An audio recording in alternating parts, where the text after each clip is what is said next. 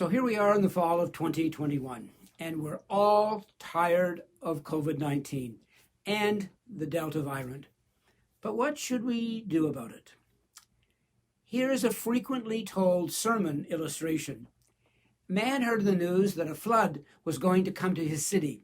He wasn't worried because he knew that God would take care of him. The flood came. At first it flooded the area a few blocks away from him. Distant neighbors came up and told him to pack up, but he wasn't worried because he knew that God would take care of him. Soon the police were going door to door asking people to evacuate, but the man said directly to the police, "I don't need to worry because God will take care of me." The floodwaters came up to his front door, and some emergency workers came in hip waders, and they made their way to his house and asked him to evacuate. But the man insisted, "I don't need to worry because God will take care of me." The floodwaters continued to rise and reached the windows in his second floor. More emergency volunteers came in a boat and begged the man to evacuate, but the man continued to insist that God would take care of him. The man had to climb onto the roof of his house. He was sitting on the top of his chimney when a helicopter came, and the army were there to rescue people, and they asked him to evacuate. The man refused again, saying, "God will take care of me." And the man drowned. He found himself in heaven before the throne of God, and he asked God, "Why didn't you take care of me?" And God replied, "I warned you through the news people. I sent your neighbors. I sent the police. I sent people in hip waders and boats and even a helicopter." God also works through other people. These people can include scientists and doctors who have spent their entire lives studying disease, epidemics, and vaccines. And I'm thrilled to have such a doctor with me today. Dr. Theresa Bernardo is a doctor of veterinary medicine, is a pioneer in the field of health informatics, introduced the use of social media for disasters, and has spent her career studying epidemics amongst animals.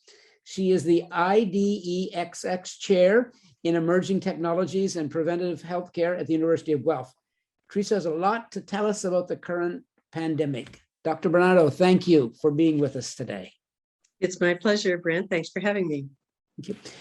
Both John and I got vaccinated as soon as the vaccines became available, and we did not have any problems at all from the vaccines. There are, however, people out there who are still unsure about vaccines and about the public health measures to contain the virus. I know that one thing that worried many people was the safety of the COVID vaccines. What is your feeling about their safety? Well, mRNA vaccines have been under development for decades and have been rigorously assessed by experts around the world, including Canada. Every medicine or vaccine does have possible risks, and in Canada, they're constantly monitored for as long as they're in use. Short and long-term risks of COVID-19 far outweigh the risks of the vaccine. And I certainly made sure that my mother and I got our vaccines as soon as was possible. Some people are worried that the COVID vaccines were rushed to market with insufficient research and testing. Well, in fact, research on coronavirus infections increased after the 2002 SARS outbreak 18 years ago. All of the steps in testing a vaccine for safety and effectiveness have been followed. Like any vaccine in Canada, the COVID vaccines have passed rigorous testing and have been administered to tens of thousands of volunteers. All of the steps were followed, but due to the urgency of the situation, instead of waiting until one study was finished before starting the other, they started several steps in parallel, and that's how they were able to do it in a shorter period of time. The vaccine's now also been fully approved by the U.S. Food and Drug Administration. Yet the Delta variant is landing some vaccinated people in hospital. How is that?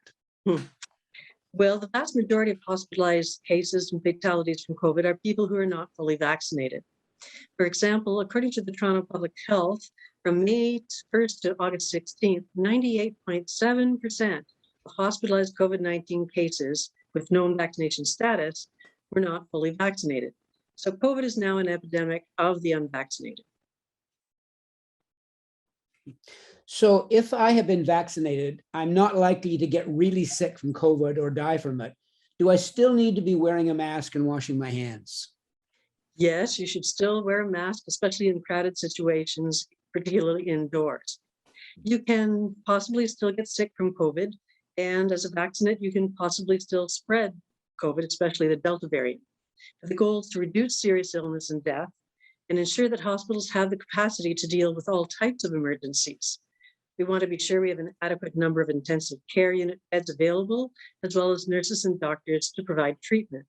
For example, we don't want cancer patients or heart patients to suffer or die due to delays in their treatment or surgery. Okay. Some people have already had COVID and feel that they do not need the vaccine. I remember seeing an article about a fitness expert who thought this and was in hospital with an even more serious case of COVID. Yeah, we don't know how long immunity lasts after recovering from a COVID infection, and it may not protect against new variants, such as the Delta variant.